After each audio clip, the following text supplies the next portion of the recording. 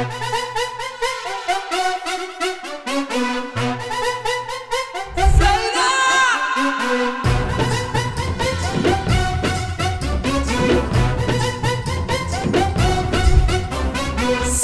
అంటే సైన్యాన్ని నడిపేవాడు, రా అంటే రాజు కోసం నడిచేవాడు.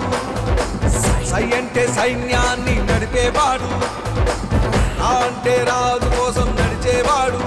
సైరా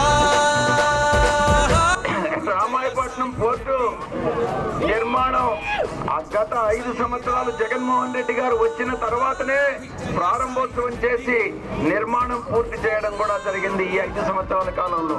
కాబట్టి అది పనులు పూర్తి స్థాయిలో ప్రారంభం కాగానే ఇక్కడ ఉద్యోగ అవకాశాలు స్థానికులకే కల్పిస్తామని మీ అందరికీ కూడా సభాముఖంగా తెలియజేస్తున్నాం.